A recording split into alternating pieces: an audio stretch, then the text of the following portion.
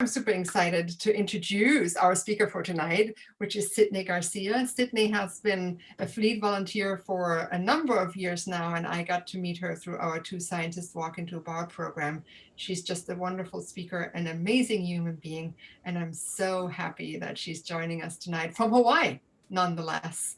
So hi, Sydney. Hi. So good to see you. The poor lighting. Good to see you too, although from afar, Yes, thousands of miles. I miss you. I miss you too. So share screen. Exactly. Share your screen and take us through your research. We're excited. Okay. So thank you everybody for joining me to talk about bones and what they can tell us, particularly at the turn of the 20th century. I've never done this without seeing everybody's faces before, nor the inability to ask you questions where you can actually respond to me. So I'm sure my face will be like, it won't make any sense, but bear with me. So I am a biological anthropologist. I currently am working as a forensic anthropologist, and I have done bioarchaeology prior to my current job.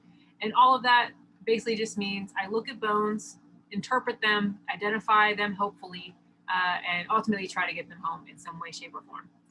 So tonight, over the next 45 minutes or so, I'm going to be sharing a little bit of my research. It's a combination of sort of social sciences and osteological sciences. I am a biological anthropologist.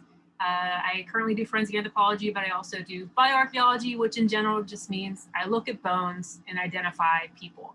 And particularly though, with my research, I focused on the turn of the 20th century. And so I'm going to be sharing with you a little bit about what those individuals' remains can tell us or share with us about what was going on at that time.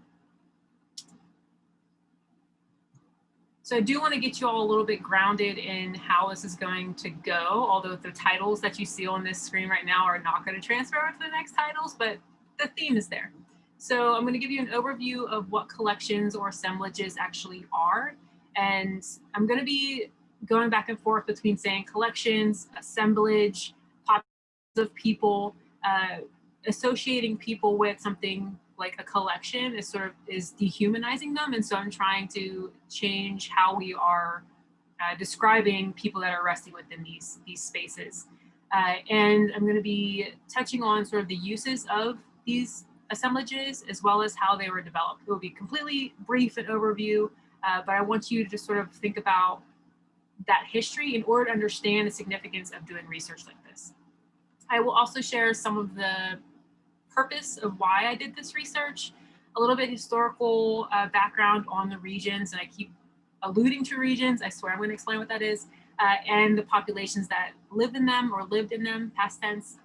Some general results that I got after doing statistical analysis and my interpretations of what those mean, and then some concluding remarks, which are basically just some questions that I'm going to ask you to think about.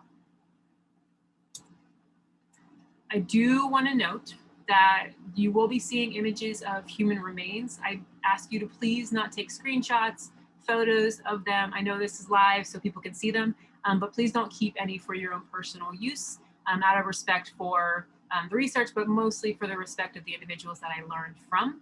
That being said, I do want to extend my gratitude for being here in the Kingdom of Hawaii and being around Native Hawaiians and learning about their culture and history, as well as what's going on today. And I want to extend my gratitude to the people that you're going to be learning about, although you're not going to hear their names. So why do we have skeletal collections? They're also known as anatomical collections, as osteological collections. Whenever you hear those terms, they're all talking about the same thing. And on this screen, you see 6 sort of main ways that we are using or why we have skeletal collections. There are tons more, but we don't have all day to go into detail for those. I put the ones up here that are more closely related to what I do. So anthropologists, as well as anatomists and other people in the medical field, use skeletal collections to do comparative studies. In anthropology, we particularly use them to compare populations. Even though there's animals in there, there are zoo archaeologists that do comparative studies too. But I like that picture. So we're comparing people today with people in the past. So how we've evolved and changed over time, how our nutrition and diets changed over time. People in one region compared to people in another region, like in my research. We also look at skeletal remains and use these collections to understand human variation as they express themselves through particularly the skull. So what is more frequent in one population over the other because of the environment? And I'm sure you've already heard of using methodologies or ways of identifying things. So if you watch Bones or any other forensic show, they do a lot of testing. And so we have these collections where they're of known individuals. We know how old they were when they passed. We know their names. We know what they died from. We know the sex that they were identified with. And so because we have known information, we can create systems to better identify unknown individuals. So I can identify somebody's sex because somebody created the methodology using the skeletal collection. And then the more fun things from what people tell me, we look at disease and nutrition as they change over time. So that little blurry image is of syphilis, an extreme case of syphilis. It goes through your entire body if you don't get it treated, and it starts to eat away at your brain and your skull. And so had we not seen that, we might not be able to come up with ways to treat people with syphilis. That's also an indicator of people's connection to healthcare, which is what I'm going to be focusing on a little bit more later on. And then, of course, cultural practices. What are people doing in the past? What are we doing now that is different or the same? And something more connected to what I'm going to be going on in the next few slides is trauma. Yes, conflict, but I don't know if mine's connected to conflict. I wasn't there, but trauma in general. So what I mean by trauma for my particular populations is I'm referring to something called occupational stress markers or musculoskeletal stress markers. You do not have to remember that. All you have to remember is that stress being put on the body and then the body reacting to it. So if you break your leg, you tripped, that's the stress being put on your body. Therefore, that's a marker of some kind of stress. So for my overall research, I looked at two main things. The first one being something called Enthiesopathies. I encourage you to say that like 5 times fast. I say it once and then I mess up. So if you can do it 5 times, gold star. And basically what that is at the end of a ligament or a tendon, also known as an enthesis, turns to bone because of some kind of stress factor. So maybe you twist your ankle and it makes that ligament move and eventually ossifies in order to secure itself to the bone. Your body wants to be safe, secure, and sound in order for you to move through the world. It's also known as a bony spur. So I'm sure many of you have been told when you went to the doctors, you have a heel spur, you have a bone spur on the bottom of your foot usually, or on the back of your foot. This is my hand, but pretend like it's a foot, right? That's basically what that is, an entheesopathy. So this is an image of a bony spur at the bottom or the distal end of a fibula. So that's the skinnier bone of your lower leg. And so they just look like little spikes, hence bony spur. And they can be really large, really small. They can cause pain. You might not be able to feel it at all. And the reason why I'm not going to be going into any more detail today with these is because it's still being researched. We know they happen. Everybody gets them for the most part. But other than that, we really can't say why one is bigger than the other. So we're going to move on to focus on fractures. And I'm sure many of you also have had fractures before. I have broken several bones in my life, and all that is a break in the bone. It can be complete, which means if this was your leg, you broke completely, or it could be like partial, like a stress fracture. And so when I did my research, although there were about 6 to 7 different areas that I looked at and I recorded, I wanted to only touch on 4 of them because these are the 4 coding points. And when I say coding, I had to create a system to say this means this. That can show our relationship to lived experiences of social class, race, so on and so forth. So I looked at fracture type, and there's, I wanted to circle examples of fractures. So I looked at fracture type if possible. So is it a complete fracture? Is it a bunch of little fractures? Is it a green stick fracture, meaning like it did that? The state of healing, so how far along is the healing process of a bone? So the bone only responds in 2 ways. It either takes away some bone or it adds bone to it. So when you're healing, it wants to add bone to it. So the tibia on the right with the longer oval shape is 1, a very severe fracture because it's not put back into place. And 2, it's not completely healed yet. It's getting there, but it's not completely healed. And so we would take x-rays to see how far along it is within that. Whereas some of the other ones are a little farther along. So to give you an idea of what the healing process could be in general in a perfect world is that you have a bone, It breaks, you put a cast on it, it gets put back into place nice and straight, and eventually the bone grows around it to build a callus, like a corn on your toe, to help protect it and keep it secure so it doesn't move. And then eventually that callus smooths back over and your bone looks like the way it did pretty much before it was broken in the first place. As you can see in this picture, these individuals, for the most part, with the exception of one of them, didn't have the luxury of getting bones set, which causes some other issues, which we'll talk about a little later on. And then infection, if there's an infection there or not. We aren't able to associate infection on a bone to a fracture because we weren't there when it happened. But what it does indicate is that something else is going on in that person's body biologically, that the bone is reacting. So it could be soft tissue damage, it could be some kind of sickness, but again, it indicates access to healthcare or the overall health of an individual. This is probably a crazy looking slide. Again, you don't have to remember it, but I wanted to give you an idea of what some of my research looks like as a complete package for each individual. So this is one gentleman that was identified as male. He was 56 when he passed away. He immigrated from Scotland. He died in the 1900s of nephritis, so connected to the kidneys. What I would like you to focus on is the fact that I took x-rays and it's a severe fracture. So there's multiple fractures for this individual, and severity doesn't necessarily mean that somebody has multiple fractures. It just means how bad of a fracture, how bad that break would have been on the individual had they lived through it or when they were living through it. So if all of these fractures were put back together straight, it would still be severe because there's 3 of them, but it wouldn't be as severe as some of the other individuals. And I have other pictures because that sounds a little gray.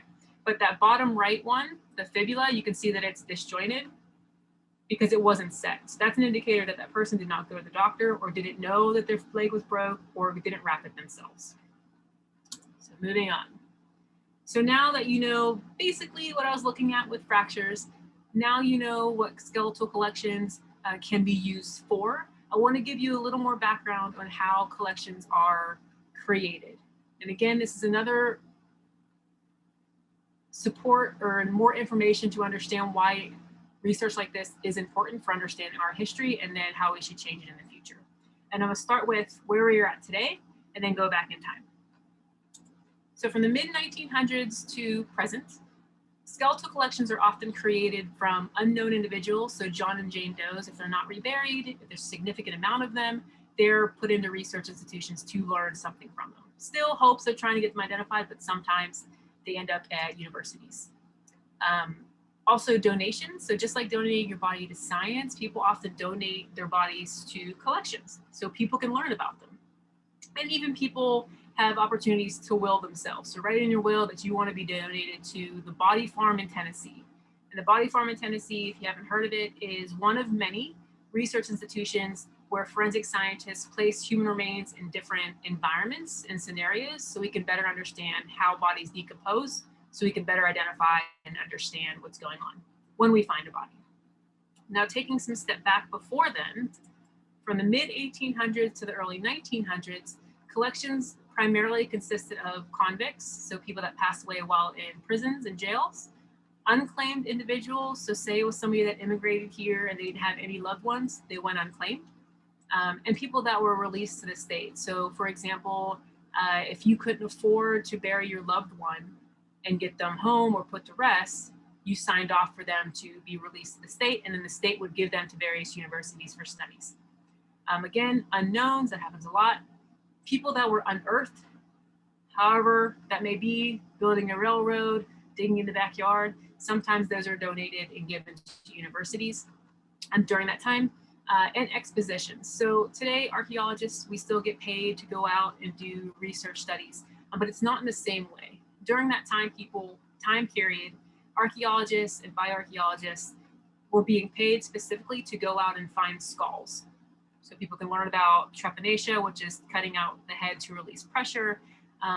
But primarily they were looking for skulls to try to justify various systems that we still have today. And then before then, in the mid-1800s, collections primarily consisted of enslaved peoples excuse me, enslaved peoples because they were seen as property. So if you're considered property when you pass away, they were still seen as property. Once chattel slavery ended, then it was emancipated African Americans. So there are a lot of burials throughout the US, and people would come across them and then grave rob them and donate them to universities. You have to understand around that time, there was people without money, a lot of people without money. And finding bodies and selling them to doctors was a way that people were making a living. So then when it comes to indigenous burial grounds, that's been happening since the beginning of what is now known as the US. So finding indigenous burials, taking out indigenous villages and then donating them to universities or getting paid for it. And to a degree, there was also pauper burials or potter's fields. So these would be lower economic individuals, particularly white individuals that weren't seen as important. And so their burials were then looted and then given to universities as well. And there was a lot of laws passed that were for executed criminals. So something that was happening in all of these time periods is that there were laws in place saying that taking burials is illegal. But what happened is people weren't really enforcing those laws because of who was being taken. So it wasn't until the mid 1800s where places like New York, Massachusetts, the wealthier individuals, their burials were being robbed. And so then they started enforcing the laws. So it changed over time, but we still have all created before them.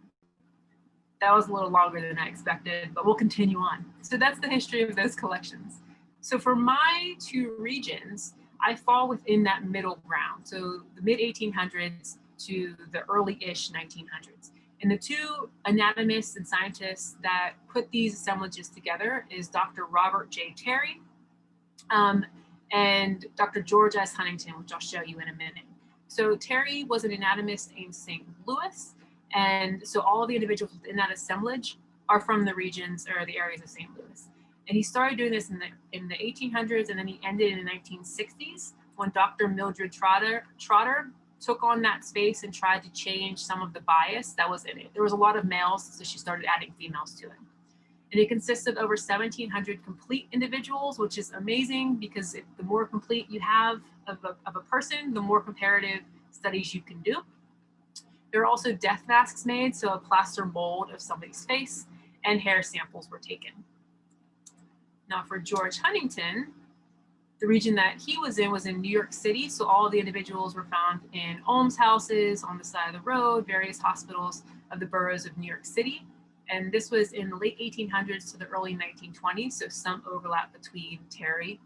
And there are over 3,400 bone elements.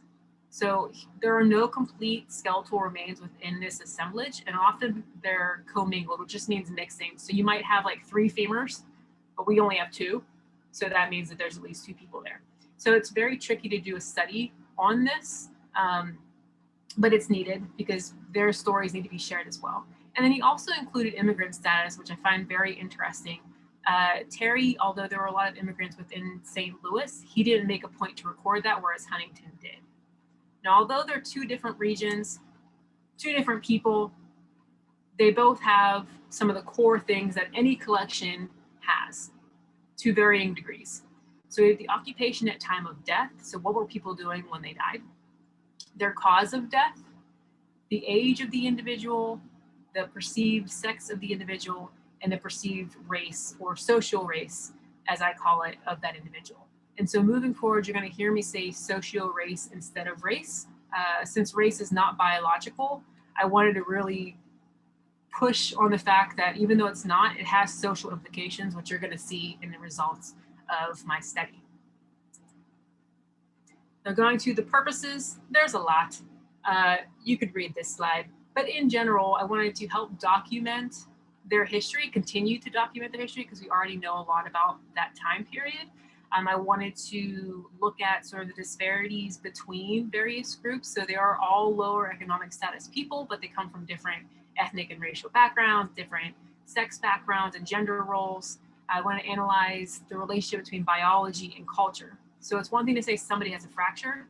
It's another thing to say somebody has a fracture and they couldn't go to the doctors, which then it caused them to have an infection, which then caused them to lose their jobs, so on and so forth.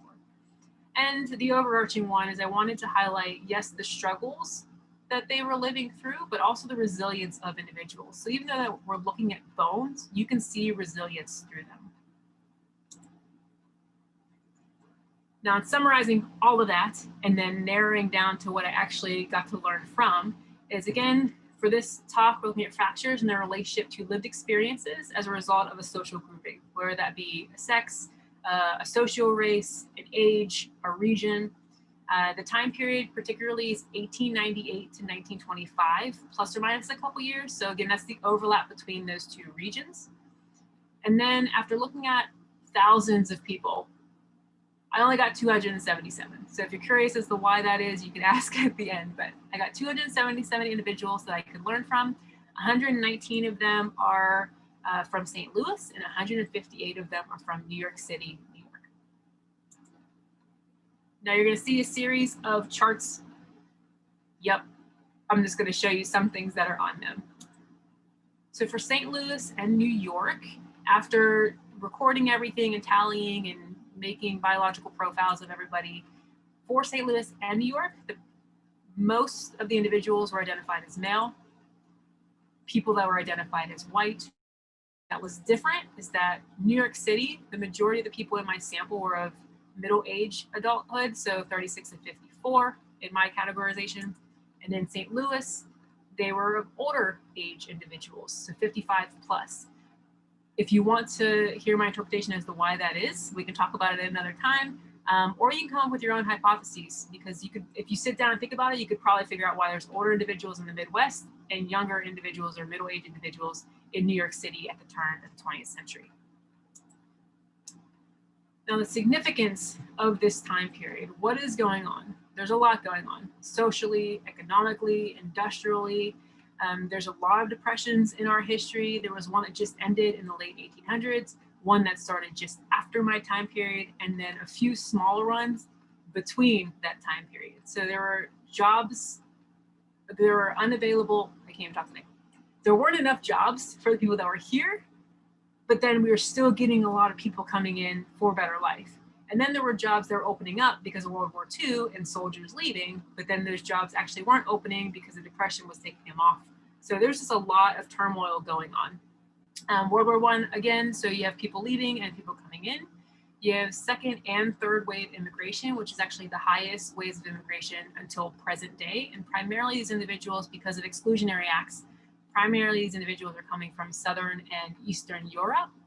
And one of the things that was happening when they were immigrating here is looking at social change is that they weren't perceived as being white Americans yet because of their language, their religion, sometimes the pigment of their skin. And so that added to the already racial prejudice systems going on in the US.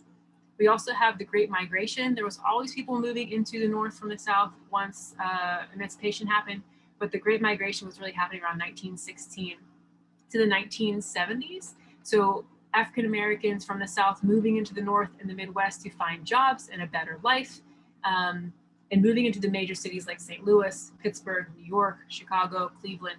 And you also have individuals who are white that are of lower economic status also moving into those cities like Detroit, for example. And then lastly, just like now, a little over 100 years ago, we had an influenza pandemic. And during this time, it was right after World War I, there was about 500 million people worldwide that were infected. Let me get the other number before I forget. Yeah, 50 million worldwide died from it. And in the US, it was about 700,000 people that passed away from influenza. And so in thinking about all the stuff that I just threw at you and the amount of people that were in these spaces, how quickly that flu spread when you're in cramped areas. So if you look at New York today with COVID, it wasn't too much different 100 years ago. So I'm breaking down some of the information about these two regions, again, comparing information. In St. Louis for 1910 and 1920 on the US Census, there's almost 700,000 in 1910, and then there was a big boom to 1920 where you're almost at 800,000 people. St. Louis became one of the largest cities at that time. And there was a lot going on in St. Louis. It wasn't as industrialized as New York City. It was agricultural into industrial. It still had a lot of dirt roads. It still had a lot of farming in the city limits. But St. Louis, like many of the larger cities, was trying to change its face, and they actually invited to have the World's Fair there in 1904, which brought in about 20 million people in 7 months. And so they drastically changed the city. They pushed a lot of the lower economic people to the outskirts of the cities or into smaller slummed areas, which then heightened the overcrowding and the disease that was going around. And then in New York, which has always been like the biggest city in the US, you had almost 5 million people in 1910. That's insane. And then in 1920, you have about 505 million. 5,500,000, almost 600 million. There's 6 million, excuse me. And then, of course, the second industrial revolution for New York City, they've gone through a lot. Industrial revolutions are pretty much starting in New York for the most part. And so you just have a continual overcrowding and a fast-paced society, building buildings and roads and trains. And then, of course, you have Ellis Island, which is bringing millions of people to the shores of New York who either stay in New York City or move into other cities like, again, Pittsburgh or St. Louis. Am I still on time? Okay. Now, comparing is one thing, but looking at their similarities also helps. So again, overcrowding, thousands, millions of people in really small, cramped locations. This is an image from a book called Housing Conditions in St. Louis from the early 1900s. People were living in that. And you can see similar ones in New York City. There are harsh, unsanitary conditions, so you don't really have bathrooms, you don't have really people staying clean. And there's a lot of boarding houses and shacks. So tons of people living in really close, small quarters because they're trying to find a new life and they're contributing to the cities to help build the cities, yet their livelihood is being put at risk. So what does this mean for fractures? It's a lot of factors. If you live with a lot of people, you can't really move. So a twisted ankle is a lot worse than you living by yourself like me right now and tripping over a door or something, right? Also having unsanitary conditions, you put your body biologically, it becomes weaker, so you can't bounce back as quickly. So looking at just the fractures of my 277 individuals, 47 of them had fractures, which doesn't seem like a lot, but it is, because fractures are a big deal. When you look at the regions themselves, so that middle bar, oh, I can use my mouse. This middle bar, there's 22 individuals in St. Louis that has fractures, and in 25 in New York that have fractures. It's pretty close, despite the difference in populations. And then when you're looking at actual fractures though, so even though there's 22 people in St. Louis that have fractures, there's 31 of them, which means somebody would have multiple fractures. Whereas in New York, there's 25 people and you basically have double the amount of fractures. So on average, everybody having at least 2 fractures. That's not really how it worked out, but just to give you an idea. So a lot of fractures, not as many people. For those that like to see how fractures break down by those 3 demographics, so sex, socio, race, and age. In St. Louis, the majority of fractures were for people that are identified as male, which is not surprising given the types of jobs that were available. They were identified as white and they're of older age. So if you go back earlier when I said that there were more older individuals in New York, this could potentially connect to that. Or no, that was in St. Louis. Ignore that part.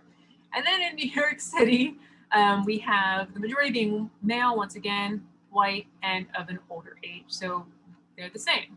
So what I ended up doing is statistical analysis. So they're the same, yet the numbers don't necessarily match up when you look at the raw data or the original data. And what I found is that, yep, there's no significance between the presence of having a fracture. And what that basically means is you're not more likely to have a fracture as a male in New York versus a male in St. Louis, or a male in New York versus a female in New York, or somebody that's identified as Black in St. Louis versus somebody that's identified as white in St. Louis. There's no significance based off the sample size, with the exception of age. The older you get, your bones get weaker, you're going to have more fractures. So that's going to be significant no matter what. What I did see and what I find more interesting, well, I guess not more interesting. It's nice that we're the same. But what I find very interesting is that if I did have a larger sample size, what those numbers might have turned out to be. So the sex of individuals identified as male had the most fractures. Even though it wasn't significant, they had the most fractures and they were the most severe. And then for social race, individuals that were identified as white had more fractures. Now, when I first put this research together, I was assuming that I would find more trauma among African American and Black populations because of the history of our country. And then I looked at other research, and they had the same outcome. In my interpretation of that, and using something from economics, which is called ethnic antagonism, is that there's a hierarchy within a hierarchy. So even though they're all lower economic status individuals, when you bring in social, race, or ethnicity into it, there's still a hierarchy. So you have the Americans who are identified as white that weren't from Southern and Eastern Europe that have like foreman jobs. And then you have people that come from like Southern and Eastern Europe where they're not seen as white yet, but they're not African American or Black. And so they were given slightly more responsibilities, but still not the best of jobs. And then you have African American Black communities that were then given sort of not the most popular jobs, but a job all the same. And although ethnic antagonism applies to split market systems and varying in pay and paying people less for the same job, you can also apply it in that putting people against each other in order to create some kind of authority structure within a system. So again, they're all the same class, but they're given different responsibilities. And with higher risk responsibilities, the higher chance of getting a fracture. So that sort of takes away from society and race being divided where they still overlap, if that makes sense. Now looking at descriptive conclusions, this is information that I didn't put through software and run numbers. I just looked at it, read it, and said, that's what it says. So roughly half of the complete sample of fractures, so half of the 47 fractures, or people with fractures, they had the highest severity codes. And I'll interpret this in a moment. The main cause of death was lung-related illnesses.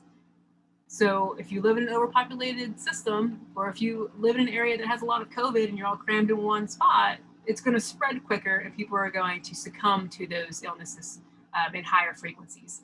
I believe it was acute bronchitis and pulmonary tuberculosis that was the high ones, which have similar symptoms as the influenza. And then the occupation was annotated, that was the most annotated, fell under laborer, which again is not surprising at the turn of the 20th century. People working in mills, people working in various labor-intensive positions. And what they found at that time, which is still very similar today, is that it had the highest accident rate. So if you're somebody that is coming in that's not very skilled, but filling a position for it anyways, because of some kind of you're putting yourself at risk once again for getting injuries. And they're just high risk jobs anyways. So interpreting this, I'm just going to interpret the top two, is again, roughly half of the individuals had high severity fractures. So if you go back to what I was saying about how bones heal, think about that in your mind. So if you don't have access to a doctor and your bone breaks and you don't know that you need to set it, it's going to be offset, right? And it's going to try to heal that way. Or maybe it doesn't connect at all and then your bone just floats around. So somebody could have access to healthcare, but because of economic status, they can't leave their job to go to the doctors, or they can't stay home and take care of their family because they have to go make money. So looking at fractures and seeing how bad they are can tell us if somebody was able to go take care of themselves, or if they had to keep going to work, having to take care of the family or themselves, having to stay on their feet and continuing to disrupt that fracture. And I'm going to show you an image of this in a second. And then the main cause of death being lung-related illnesses. You can compare this to today, right? If you are an individual that cannot take off time to work when you are sick, you keep going to work and hope that it doesn't get worse and in hope that you don't infect somebody else. It was the same back then. All of these factors coming together affecting our biology. All right, so an image of a fracture. This is a severe fracture, and as you can see, it's not straight. Here's a normal bone. This one's no longer normal. So this would have affected how they walked, the pain in their hips, because it would trickle all the way up to your hip bones. Their back probably would be affected, all because they weren't able to stay at home and rest up and heal properly. Now, putting this into perspective, and I'm almost done, putting this into perspective, I want you to think about how might these two injuries impact a person's life? What kind of resiliency do you see within them? And I'll give you a little hint. If a bone is supposed to look like this, and it looks like this, that means that person walked on it for months and months and months. So they kept bouncing back and doing everything they could to take care of themselves. They're very strong, resilient people. And what might explain the injury's appearance? So why does it look the way it does? And I want you to think about that in a biological standpoint and a cultural standpoint. So these are the two injuries. The top one is your femur. I keep using these. Your femur, your top leg bone, is completely fused to the tibia and the fibula. So this is the femur, tibia, fibula, completely fused. Now think about how you would walk. How would you do your job? How would you take care of yourself?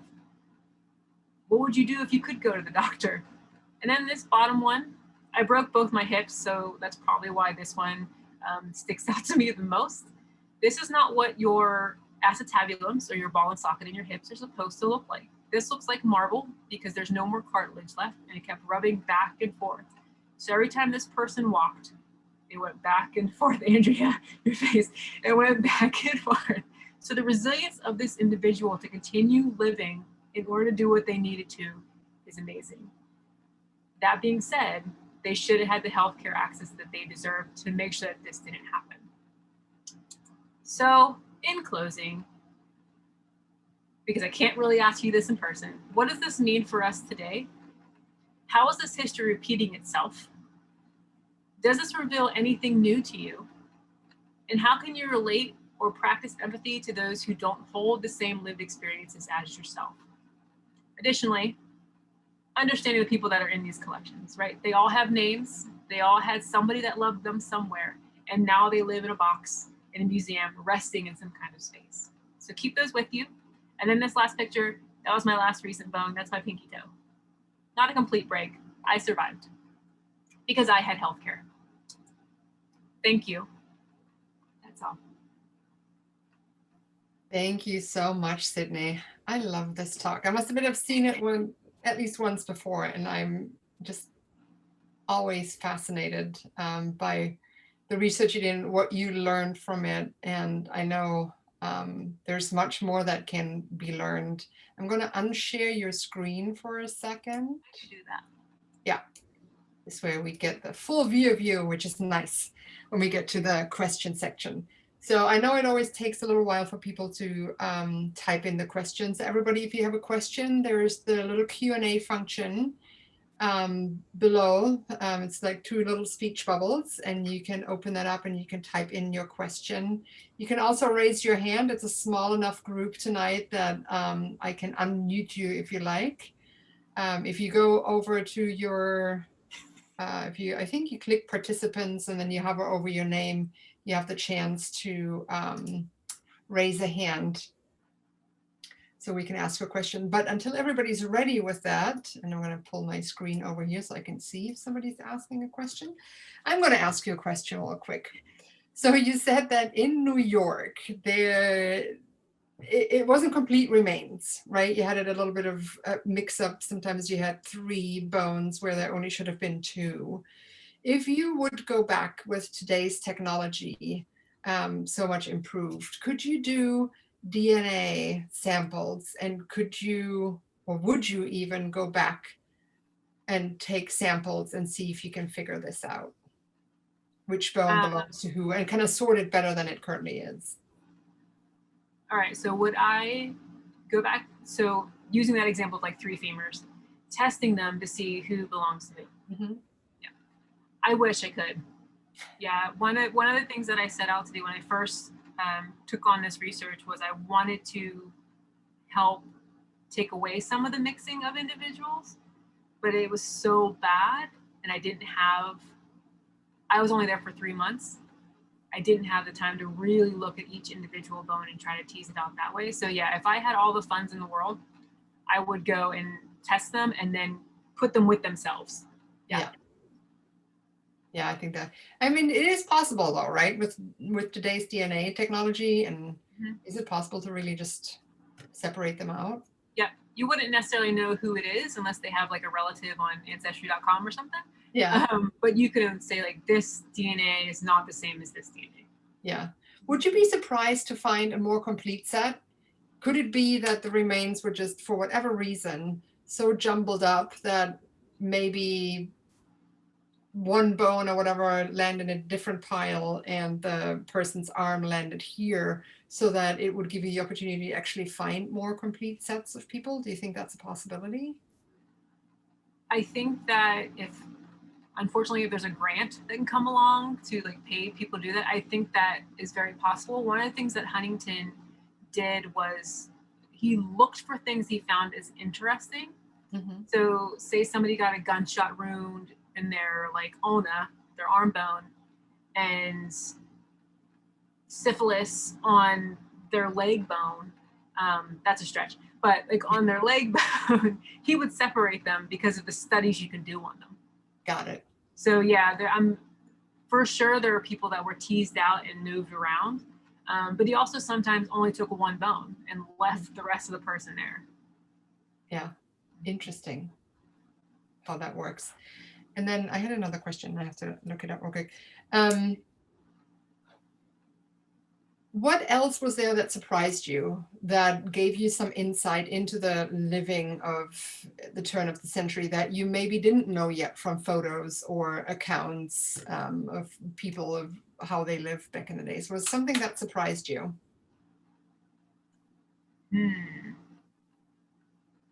Something that surprised me that I didn't know. Mm-hmm. I mean, outside of that, I was expecting it to be more trauma in a certain population over another one. Yeah.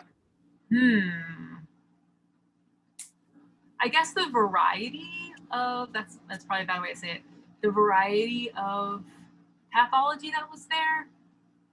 Because you had, like I said, examples of syphilis, tuberculosis, something called Paget's disease, which is like a thickening of the bone. It gets really heavy.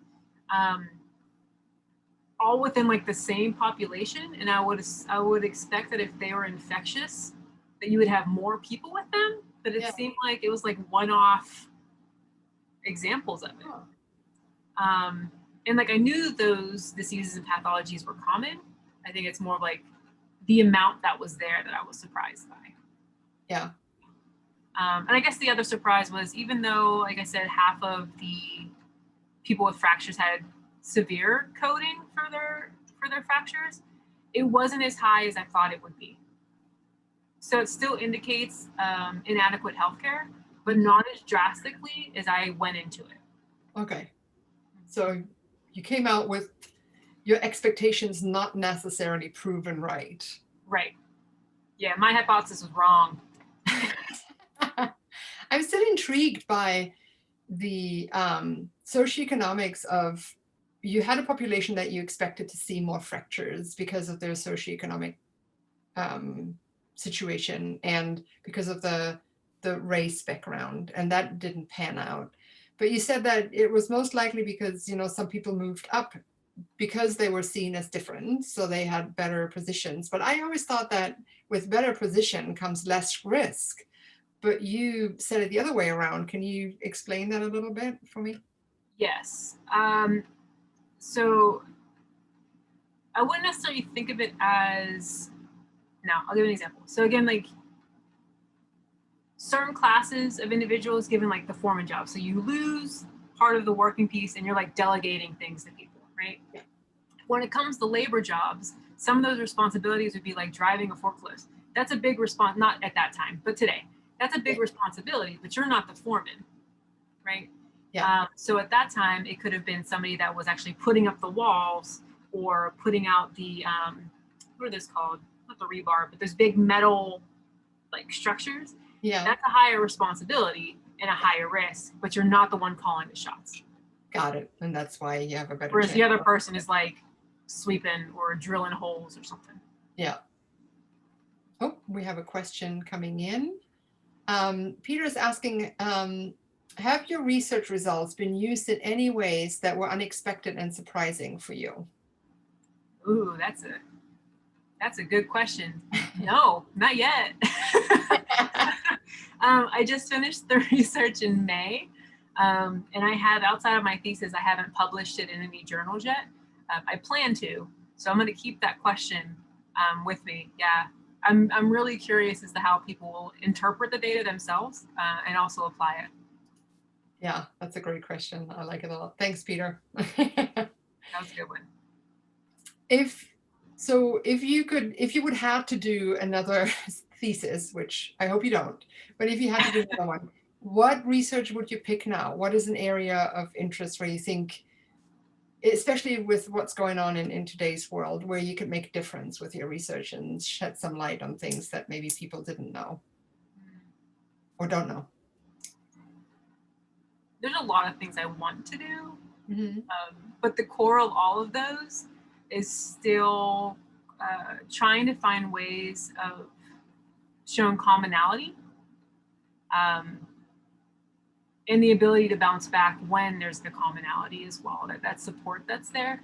When I was writing the thesis, and like there's a section where you have to say like, what do you want to do in the future? A big part of that is continue to break down the social race categories. Mm-hmm. So people were identified a certain way, but that doesn't mean that that's what they were. And that doesn't mean that how I'm interpreting the information is how they're actually treated. So I guess, again, the overarching thing is just to continue to understand what they went through and to show that all of us have a very similar history that's intertwined and very complicated. And by doing so, we can further understand, like, okay, what can I do to help you to make sure that you can get your teeth cleaned or you can get your broken bone taken care of? I'll work over here for you. Like, yeah, just the commonalities with it, but through skeletons. Yeah. Can you talk a little bit about your current work, what you're doing now in Hawaii? Not really. Okay. Then I shouldn't have asked. Sorry. Yeah. But we'll leave it at that. I'm identifying human remains. That's there you go. Perfect. The extent. we'll leave it at that. That's perfect. I want to give our audience, if you don't mind, Sydney, and you can totally say no, a little bit more background on you, because I think you have an interesting background. I would like to know kind of what got you to your anthropology research. Like, what made you say, oh, this is what I want to do? I can answer that in a number of ways. So first I'll say why anthropology is what I want to do, and then I'll get to the research aspect of it, because it kind of fell on me, and then I was like, oh yeah, that's great. Yeah. So anthropology in general, I was just always fascinated about people's relationships to each other and the world around them, and particularly how we pass. So what happens to us, to our bones, to our bodies. I was digging a lot in the dirt growing up. So that really kind of drew me to it, but the legality of it is what really pushed me into getting an anthropology degree. So why did this person become dead? Who are they, and how can I get them home? So that's why I think the real thing is forensics, but I do bioarchaeology in the same sense. So just helping people in understanding our history and why we do the things we do to each other. When it comes to the research, it kind of overlaps that in that these collections, people weren't asked to be in them, they were put in them. But we use them to learn about each other and about our past. And so this particular research, what I wanted to do my thesis on is what I'm actually doing now for work, and I couldn't do it. So I was just asking, what can I do? And I talked to who's now one of my mentors at the Smithsonian, and he gave me a bunch of ideas. And so I took one of those ideas, which was fractures, and then I expanded on it with the class, socio-race aspect of it to help explain those fractures. Does that answer your question? It does. Thank you very much. And Peter would like to know, do you plan to expand your research to be more international? Peter, you got some great questions. He always does. Yeah, I would be really interested in seeing, since it's that particular time period, what the trauma, particularly fractures, obviously, in other regions at the same time period, or when those areas are going through industrial changes, because not everybody went through industrial changes at the same time, and we still have communities today that aren't in the same space as we are today. So yeah, I would like to. That would be really interesting. There are tons of skeletal assemblages and people that are resting within various institutions that, yeah, I compare it for sure. And then one last thing I'll add to that is that the socio-race categories are different in all of those different assemblages too. So it'd be interesting to see how those then compare with the outcomes. Yeah, that's a good question. So you mentioned that people that you got to study didn't ask to be placed in a research or, into a place to be studied. What are the ethical changes that you would like to see in your field today? Are there any practices left that you see as problematic, that you think that needs to change? Anthropology has a ton of ethical and dark histories. That's something that the majority of us are really facing now. It's like finding the balance between studying and learning from people while respecting and learning people, or respecting people. So, I think it kind of depends on who's doing the research. Okay. Right? You're going to have people in bioarchaeology, for example, that just think it's really cool to dig up bones, and I'm going to go dig up all this stuff. And then you have people that are like, I'm only going to work with the local community if they want me to unearth their ancestors and then learn about them. So yes, there are areas that ethically need to be worked on, but overall, I think that our field in the US is doing really great work to try to combat and face those areas. A lot of workshops, a lot of talks, and then there are places in other parts of the world that are also doing work to change some of those, by today's standards, not ethical. Yeah. In your field overall, and not your research specific, what is exciting to you for the next 5 or 10 years? What could you see anthropology doing that is going to be noteworthy? I'm sorry, I picked all the hard questions today. I will focus more on the biological part, because anthropology is huge.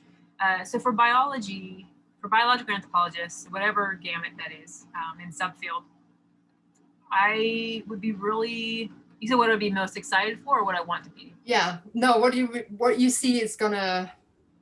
Yeah. What you expect to see in the field in the coming years that people are working on, or yeah. I guess so there's people have a love-hate relationship with citizen science sometimes. But what I would be really excited and hopeful for, and it is happening to some degree, is that whoever is connected to the human remains are the people doing the work on those human remains. So an example is that my ancestral background is very closely connected to the individual in my class background, is very closely connected to people that I was learning from. Although I'm not from New York and St. Louis, personally, I feel attached to them. Yeah. So what I would like to see in the future is maybe they're descendants of the people that are identified as Black or African American in St. Louis that are the ones doing the research on the Terry assemblage, or asking the communities that are related to those assemblages, what do you want to have? What do you want to see happen? Do you want them back? If not, what would you like us to do with them? And even giving those individuals that are interested opportunities to get the degrees to, continue to do that research. I know that's a very broad response, but I'm all about bringing in people related to the people. I think that's a great sentiment. I would love to see that, especially if you can engage the community in a way that they want to be engaged, and also give them the tools to do the research themselves, right? If they're interested in that. I think that's fantastic. You saw Peter's question, didn't you? I saw you laugh. Well, can he ask about it? I mean, if we have time, I'll share. Totally, we do. So this, it's getting dark here, so I'm sorry for the light. Was my graduation present to myself that I bought before I actually graduated. And it's symbolic in all the ways that I feel like I need to be. So I have a skull. Yeah. And the skull is then connected to this symbol right here. It's called a Sankofa. And it's one of the many symbols from West Africa, and it's a Ghana symbol. It basically means go back in the past and get it. So learn from the past in order to not repeat it, not to carry it on. And this symbol was actually found on a casket in the African burial ground in New York City that got unearthed maybe a decade ago now. Look it up if you haven't heard of it, African burial ground, New York City. But yeah, so everything's very symbolic. I have my eagle globe and anchor right on my elbow so I can see it and remind myself that I'm stronger than I think I am. Equality, because I think we should all be treated and seen in the same light, so on and so forth. I'll share the last thing. My scorpion. My father passed away when I was 6, and he had a scorpion on his left arm also, because he's a Scorpio. So yeah, just the connection of everything me on my sleeve, literally. That's awesome. Love it. Thank you. Love that you shared that with us and that Peter asked. That's great. With that, we're actually at time. So thank you so much, Sydney, for joining us tonight and giving us an overview of your thesis. I'm excited that it's published and that people can read it. And hopefully somebody, like Peter suggested, will have some unexpected uses for the research. Good uses, I hope. Yeah, definitely. I think that's wonderful. I want to thank everybody for joining us tonight. Thanks so much for coming. I hope I will see you again next month and for the bigger series in January on the science of aging. And join us for Suds and Science. If you like to chit chat with the scientists, Suds and Science is a wonderful one to join us for, and we'll have some interesting topics coming up. Sydney, thank you again so very much. Sydney, stay on if you don't mind for a second, because I need to talk to you after. But with that, I'm just gonna say goodbye to our public. Thank you so much for joining us today. It's been exciting as always. Thank you.